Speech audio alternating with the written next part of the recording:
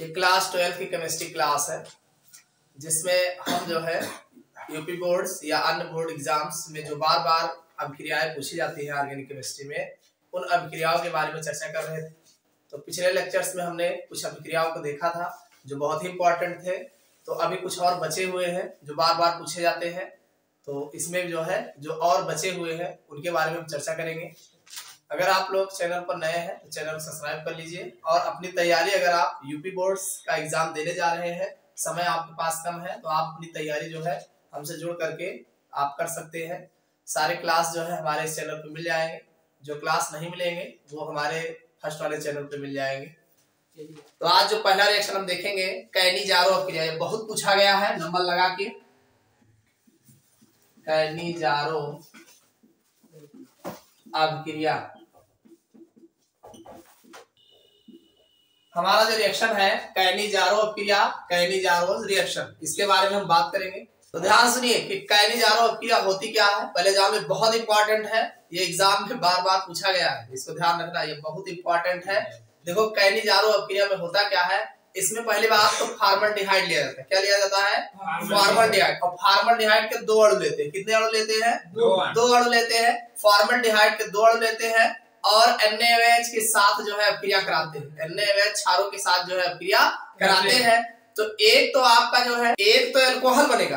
आप दो पार्ट के लिए हो ना, फॉर्मल्डिहाइड के दो पार्ट के लिए हो, तो एक तो एल्कोहल बनेगा और दूसरा जो है सोडियम फॉर्मेट बनेगा। वसा अम्ल का सोडियम लवण बनेगा। क्या बनेगा? वसा अम्ल का सोडियम लवण बनेगा। तो कहने का मतलब, जब आप एल्डिहाइड के दो अणु सोडियम हाइड्रोक्साइड के साथ अभिक्रिया कराते हैं, यानी क्षारों के साथ अभिक्रिया कराते हैं, तो एक जो है आपका एल्कोहल में चेंज होता है और दूसरा अणु जो है आपके वसा अम्ल के सोडियम लवण में परिवर्तित हो जाता है। तो यह अभिक्रिया कैनिजारो अभिक्रिया कहलाती है। चलो रिएक्शन देखते हैं।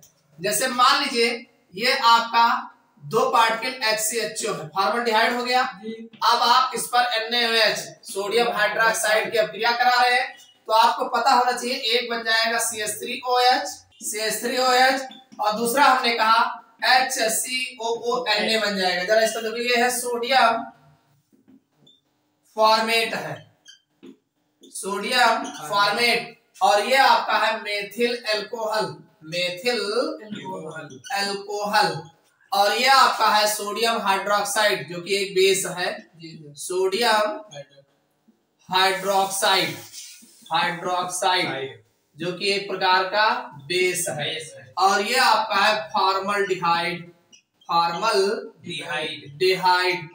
तो देखो चेक कर लो, बैलेंस होगा। देखो दो दो चार, अरे दो है हाइड्रोजन और दो लगा है, तो दो दूनी चार हाइड्रोजन हो गया, एक इधर का लेके 5 हो गया, ठीक। और 3 एक 4 हाइड्रोजन इधर हो गया, एक ये हो गया 5। ऑक्सीजन चेक कर लो, 2 ऑक्सीजन ये हो गया, एक ये 3, तो 2 ये हो गया, एक ये 3। और अगर कार्बन की बात करोगे, 2 कार्बन ऑलरेडी है ही है, एक इधर है एक इधर है।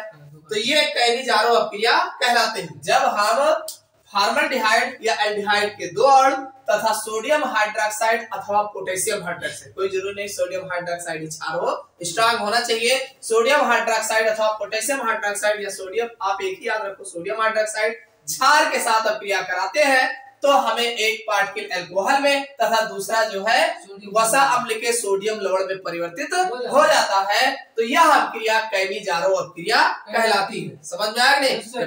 देखो NaOH की जगह अगर KOH आप लेते हैं तो यहाँ जैसे सोडियम फॉर्मेट बना है, पोटेशियम फॉर्मेट बन जाएगा, ठीक है। और सुनिए, आप यहाँ पे फॉर्मल्डिहाइड के लिए आपको A मान लीजिए और B सुनिए। फॉर्मल्डिहाइड के आपको बेंजल्डिहाइड ले लीजिए, CH6H5CHO, इसका भी 2 पार्टिकल ले लीजिए और NaOH के साथ अभिक्रिया करा दीजिए, तो ये भी बन जाएगा CH6H5CH2OH और प्लस C6H5COONA। ये जो आपका बना है बेंजिल एल्कोहल, और ये बना है सोडियम बेंजोएट, हाँ बेंजोएट। तो ये आपका, ये भी कैनिजारो अभिक्रिया है। ये आपका है बेंजल्डिहाइड, बेंजल्डिहाइड। तो एल्डिहाइड समूह इसमें भी तो है। Yes sir. तो आप यहाँ NaOH भी ले सकते हो और KOH, KOH लोगे तो K लग जाएगा यहाँ पे, बाकी सब सेम होगा। ठीक, तो ये भी बेंजल डिहाइड भी जो है कैनिजारो अपक्रिया देते हैं। ये दो Rymer टीमन अपक्रिया, Rymer टीमन अपक्रिया, Rymer टीमन अपक्रिया, Rymer टीमन reaction बहुत इंपॉर्टेंट है, खूब पूछा गया है। तो यहाँ पे राइमर टीमन अपक्रिया में फिनॉल लेते हैं। क्या लेते हैं? फिनॉल लेते हैं, और फिर क्लोरोफॉर्म लेते हैं, और फिर जो है साथ में सोडियम हाइड्रोक्साइड लेते हैं। तीन चीज याद रखना, एक फिनॉल हो गया, दूसरा क्लोरोफॉर्म हो गया, और तीसरा जो है सोडियम हाइड्रोक्साइड लेते हैं। और इन सब की जब अपक्रिया कराते हैं तो हमें सैलिसिलडिहाइड बनता है। क्या बनता है? सैलिसिलडिहाइड बनता है। यह अपक्रिया राइमर टीमन अपक्रिया कहलाती है। यानी राइमर टीमन अपक्रिया में मेन जो प्रोडक्ट बनता है वो सैलिसिलडिहाइड बनता है। समझ में आया कि नहीं? ये आपका हो जाएगा बेंजीन रिंग, और इस पर लगा है OH, फिनॉल हो गया। ये आपका है फिनॉल, इस पर आप CHCl3 ले लेना, क्लोरोफॉर्म, उसके बाद NaOH, सोडियम हाइड्रोक्साइड, और ये बनेगा सैलिसिलडिहाइड। सैलिसिलडिहाइड का फार्मूला है, यहाँ तो OH रहेगा ही रहेगा, यहाँ लग जाएगा CHO। ध्यान सुनिए, CHO देखो कितना बढ़िया है।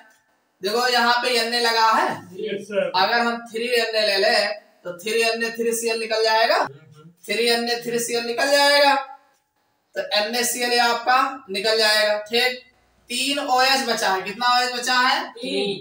3 OH। 3 OH को आप ऐसे लिख लो, एक OH इधर, एक इधर, और एक OH इधर, एक H2O बन जाएगा। एक H जहां से लगेगा वहां भी तो निकलेगा, तो एक H और लाओगे 2 H2O बन जाएगा, एक O बचेगा, और CH यहाँ है ही है, वो इसको दे देंगे CHO हो जाएगा, यही लग जाएगा, तो बराबर तो हो जाएगा, और 2 H2O बन जाएगा। कुल मिला के 3NaCl H2O। तो ये आपका है सैलिसिलडिहाइड, सैलिसिलडिहाइड। लिखोगे कैसे एग्जाम में? जब हम फिनॉल की अपक्रिया क्लोरोफॉर्म तथा सोडियम हाइड्रोक्साइड अथवा पोटेशियम हाइड्रोक्साइड के साथ कराते हैं तो हमें सैलिसिलडिहाइड प्राप्त होता है। यह अपक्रिया राइमर टीमन अपक्रिया कहलाती है। समझ में आ गया ना? चलिए अगली जो महत्वपूर्ण अपक्रिया है, हाफमान ब्रोमोमाइड अपक्रिया। Hofmann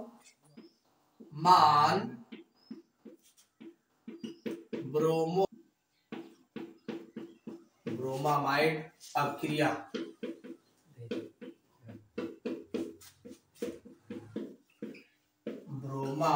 bromamide reaction.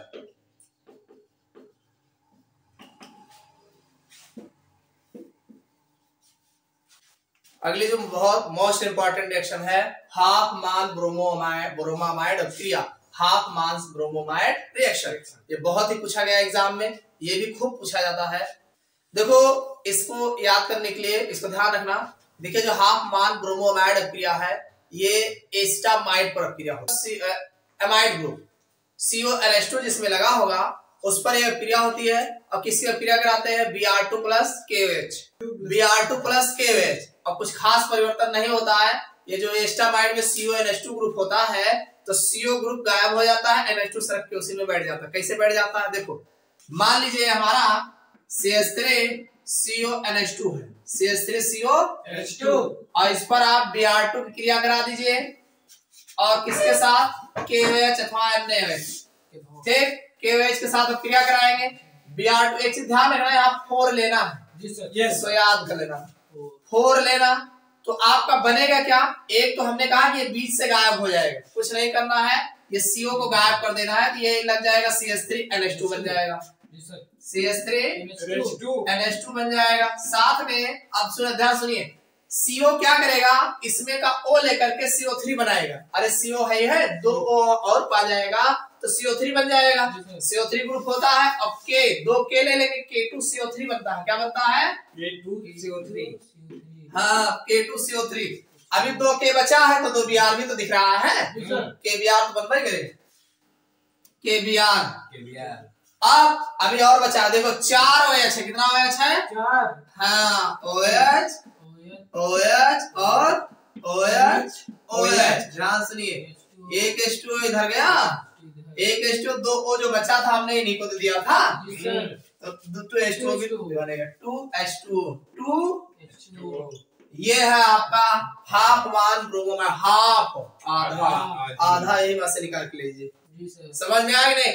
इस तरीके से ध्यान रखना। ये है आपका एसिटामाइड, एसिटामाइड है, ये ब्रोमीन है, पोटेशियम हाइड्रोक्साइड है, ये है मेथिलएमीन। कौन है? मेथिलएमीन है। ये पोटेशियम कार्बोनेट है, पोटेशियम ब्रोमाइड है, और ये आपका वाटर है। तो जब हम एसिटामाइड पर Br2 और KOH की अभिक्रिया कराते हैं तो हमें मेथिलएमीन प्राप्त होता है। तो यह अभिक्रिया हाफ मान ब्रोमोमाइड अभिक्रिया कहलाती है। इसको ध्यान रखना, बहुत इंपॉर्टेंट है। Br2 और 4KOH, इसको 2 चीज पकड़ लो, हाफ मान ब्रोमोअमाइड, ब्रोमो मतलब Br2 और KOH, ध्यान रखना, ब्रोमोअमाइड और एस्टामाइड पर अभिक्रिया होगी तब आपका एमीन बनेगा। चलिए अगली जो इंपॉर्टेंट अभिक्रिया है विलियमसन्स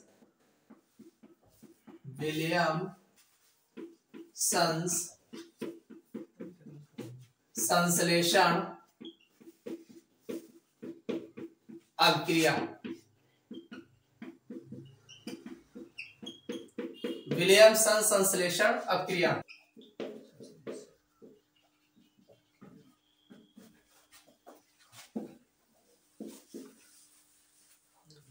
अगली जो बहुत ही महत्वपूर्ण अभिक्रिया है विलियमसन संश्लेषण अभिक्रिया, विलियमसन सिंथेसिस रिएक्शन। ये भी बहुत पूछे जाते हैं एग्जाम में, बहुत पूछा गया है। देखिए इसमें 2 चीज आपको याद करना है, एक तो सोडियम एथॉक्साइड होगा, क्या होगा? सोडियम एथॉक्साइड, और दूसरा जो है एथिल ब्रोमाइड।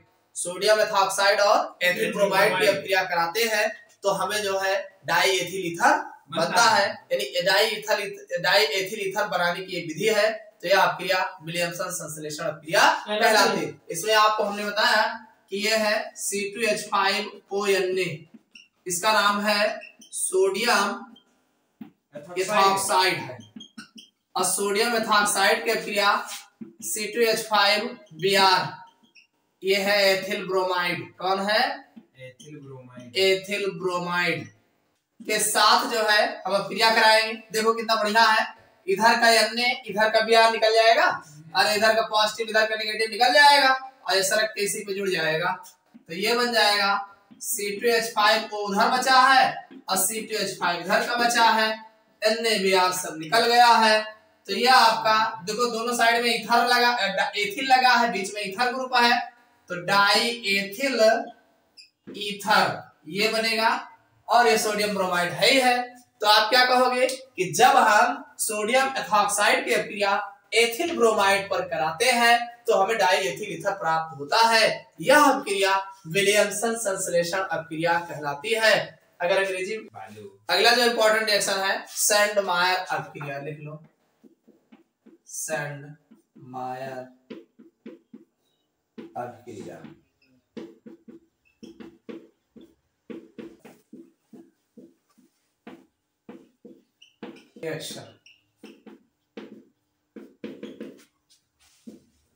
ये भी बहुत इंपॉर्टेंट है सैंडमायर अभिक्रिया। सैंडमायर रिएक्शन जो है ये भी बहुत इंपॉर्टेंट अभिक्रिया है। इसमें होता क्या है, आपने नाम सुना होगा बेंजीन डायजोनियम क्लोराइड, नाम सुना है ना?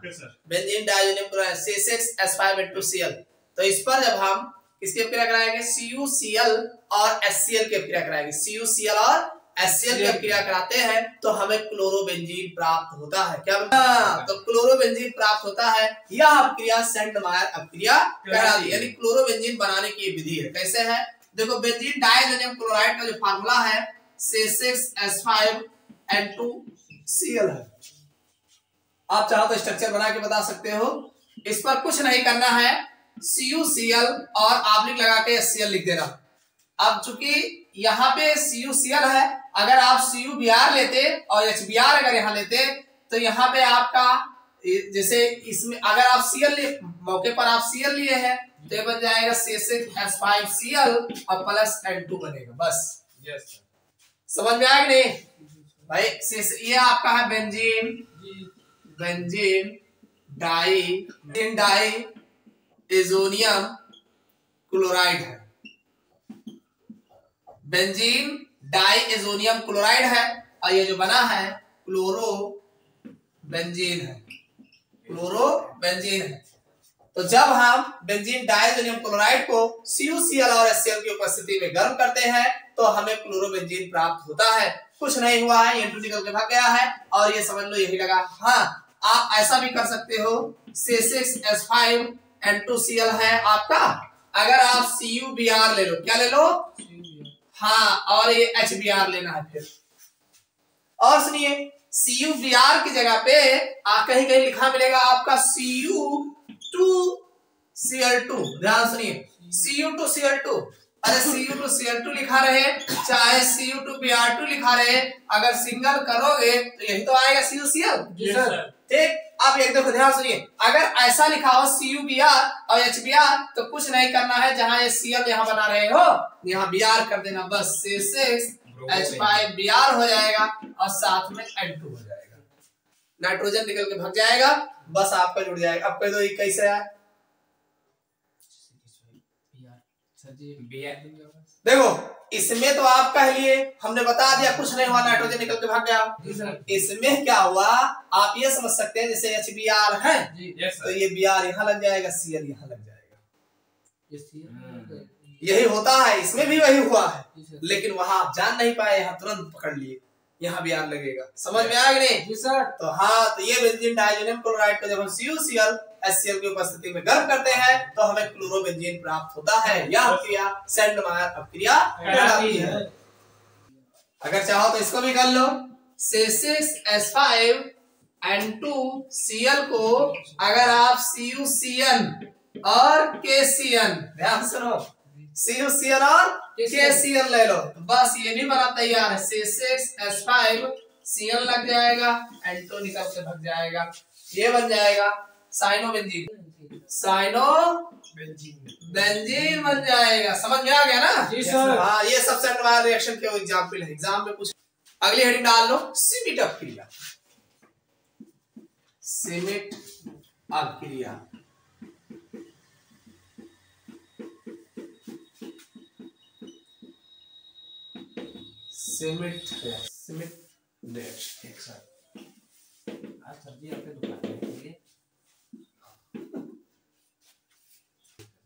चलिए अगला क्वेश्चन है, ये भी बहुत इंपॉर्टेंट है। सीमिट अपक्रिया, सीमिट रिएक्शन, ये भी खूब पूछा गया है। देखो सीमिट अपक्रिया में सबसे मेन बात है हाइड्रोजोइक अम्ल। हाइड्रोजोइक अम्ल का फार्मूला क्या होता है? N3H। ध्यान रखना, मेन आप इतना याद रखो, सीमिट रिएक्शन में N3H होता है। क्या होता है? N3H, हाइड्रोजोइक अम्ल की अपक्रिया कराते हैं। ठीक, तो ये ज्यादातर देखो ये होता क्या है कि CH3COOH, इस पर आप N3H के आप कम H2SO4 सांद्र सल्फ्यूरिक अम्ल की उपस्थिति में। देखो आप जानते हैं N3H लिखा है। Yes sir. N3H, इसमें होगा क्या? N2 अगर हम बाहर कर देंगे तो NH बचेगा। क्या बचेगा? NH। ठीक, और सुनिए NH बचेगा यहाँ और एक H यहाँ से ले लेंगे, NH2 हो जाएगा और CO2 निकल के तो इसे भाग दिया जब कांग H2SO4 धरा दे तो ये आपका बन जाएगा CH3NH2 और प्लस CO2 और प्लस N2, ये उड़ के भाग गए हैं। ये आपका बन जाएगा मेथिलएमीन। क्या बना? मेथिलएमीन। और ये आपने जो लिया है हाइड्रोजोइक एसिड, हाइड्रोजोइक, हाँ इसको ध्यान रखना। और ये है मान लीजिए एसिटिक एसिड, एसिटिक एसिड। जब हम सीमिट रिएक्शन क्या है कि जब हम एसिटिक एसिड पर हाइड्रोजोइक अम्ल की अपक्रिया in presence of conc H2SO4 की उपस्थिति में कराते हैं तो हमें मेथिलएमीन प्राप्त होता है। यह अपक्रिया सीमिट अपक्रिया कहलाती है। समझ में आ गया ना? देखो इसी तरीके से आप एरोमेटिक का भी करवा सकते हैं। एरोमेटिक में भी N3H आप लगा दीजिए और बेंजोइक एसिड ले लेना C6H5COOH, तो वहां पर भी एनिलीन बन जाएगा। ठीक हो जाएगा। अगला मोस्ट इंपॉर्टेंट ये भी है कार्बिल एमीन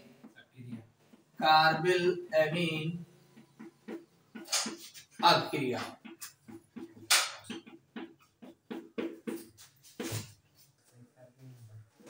एमीन रिएक्शन,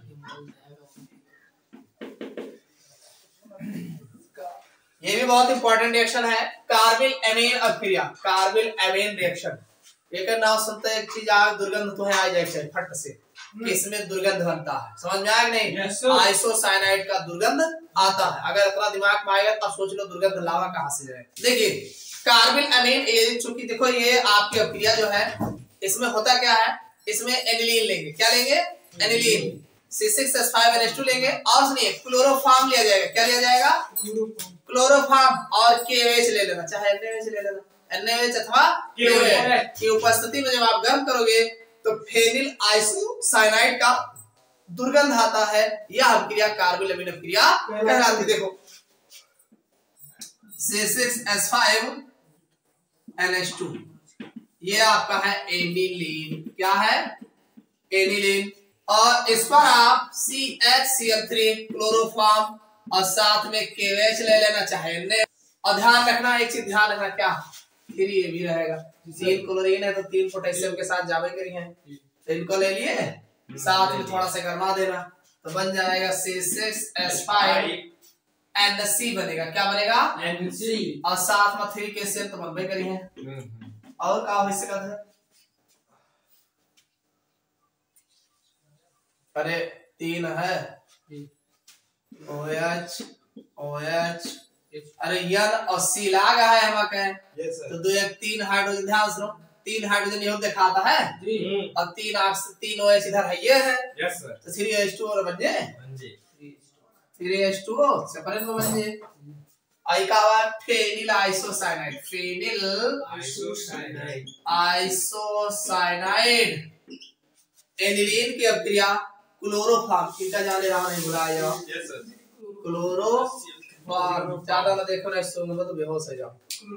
जब हम एनिलीन को क्लोरोफॉर्म अथवा पोटेशियम हाइड्रोक्साइड के साथ, क्लोरोफॉर्म और पोटेशियम हाइड्रोक्साइड के साथ अभिक्रिया कराते हैं तो फेनिल आइसोसाइनाइड की दुर्गंध आती है, दुर्गंध आती है। इसकी दुर्गंध बड़ी अरुचिकर होती है, तो दुर्गंध आती है। यह अभिक्रिया कार्बिल एमीन अभिक्रिया कहलाती है। समझ में आया नहीं? Yes sir. हाँ, जहाँ दुर्गंध बने जान लो कार्बिल एमीन अभिक्रिया हो गई।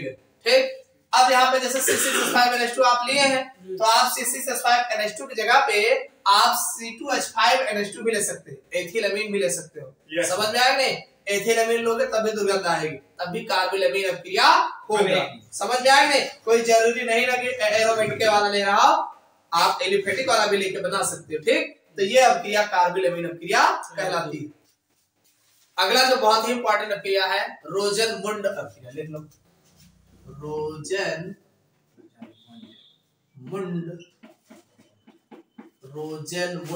अभिक्रिया।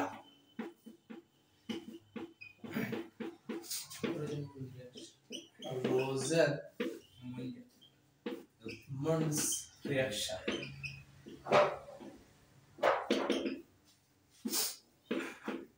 बहुत इंपॉर्टेंट अभिक्रिया है। रोजन-मुंड अभिक्रिया बहुत इंपॉर्टेंट है, बहुत पूछा गया। देखो इसमें होता क्या है, ये अपचयन अभिक्रिया है।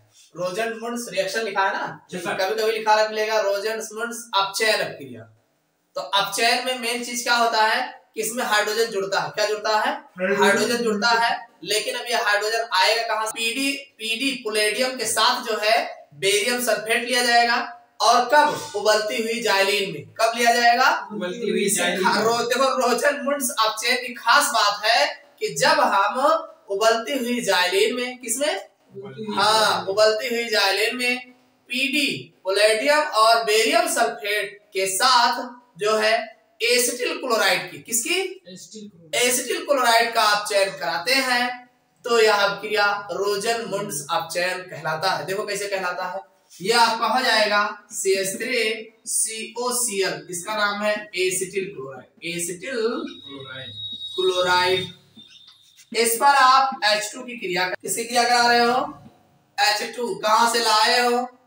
PD और BaSO4 ये उत्प्रेरक है, ठीक। और उबलती हुई जाइलिन, इनका ध्यान रखो, उबलती हुई, हाँ, जाइलिन, यही तो खास बात है रोजनमुंड सब चेन की। उबलती हुई जाइलिन में PD अथवा BaSO4 उत्प्रेरक की उपस्थिति में एसिटिल क्लोराइड का अपचयन हाइड्रोजन के साथ कराते हैं। तो देखो होगा क्या, देखो 2 हाइड्रोजन है, एक हाइड्रोजन Cl को लेके चला जाइए आराम से, Cl बनाएंगे तो एक हाइड्रोजन C का तो CHO बना ले आराम से, कम से कम कुछ बन जाए। तो बन जाएगा CH3 ये है, CHO बना लेगा, HCl निकल जाएगा, बन जाएगा एसिटल्डिहाइड। एसिटल्डिहाइड।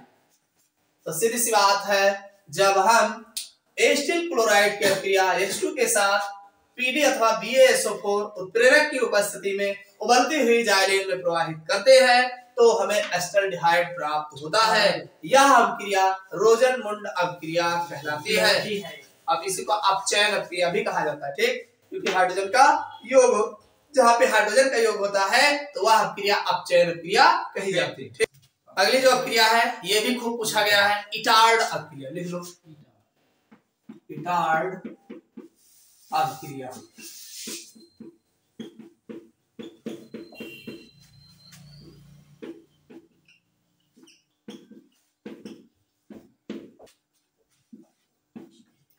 खूब नंबर लगा के पूछा गया है। ये भी देखो, ये भी इसमें जो है, इसमें क्रोमिल क्लोराइड की उपस्थिति में कार्बन डाइसल्फाइड के साथ जो है टाउलिन का ऑक्सीकरण कराते। किसका कराते हैं? टाउलिन का ऑक्सीकरण कराते। देखो टाउलिन का फार्मूला जानते हो, C6H5CH3, इसका नाम है टाउलिन। क्या है ये? C6H5CH3। हाँ, इस पर हम इसका ऑक्सीकरण कराएंगे। ऑक्सीकरण कहां से कराओगे? क्रोमिल क्लोराइड CrO2 के साथ जो है CH2 carbon disulphide gas provide करेंगे, तब हमें जो है नेसेंट ऑक्सीजन मिलेगा। इस नेसेंट ऑक्सीजन देखो होगा क्या, अरे 2 हाइड्रोजन एक ऑक्सीजन के साथ H2O बना लेगा। Yes sir. 2 हाइड्रोजन एक ऑक्सीजन के साथ H2O बना लेगा। जी सर। एक ऑक्सीजन या का हाइड्रोजन क्या बचा है? C बचा है, और CH के साथ उधर देखो CHO ना बन जाए, तो बन गया C6H5CH2 और प्लस H2O। ये कौन चीज है? बेंजल्डिहाइड है, बेंजल्डिहाइड। समझ में आ गया कि नहीं? जब हम क्रोमिल क्लोराइड और कार्बन डाइसल्फाइड की उपस्थिति में टाउलिन का ऑक्सीकरण कराते, अरे ऑक्सीजन जोड़ रहे हो ना, तो ऑक्सीकरण कराते हैं तो हमें बेंजल्डिहाइड प्राप्त होता है। यह अभिक्रिया इटार्ड अभिक्रिया कहलाती है। इटार्ड में खास बात ध्यान रखना, ये CH2 रहेगा कार्बन डाइसल्फाइड और CrO2Cl2, इसका सूत्र याद रखना, इन दोनों की उपस्थिति में ऑक्सीकरण कराया जाएगा, ठीक। Yes sir. तो चलिए अगली जो इंपॉर्टेंट अभिक्रिया है पूछा गया है, पर्किन रिएक्शन।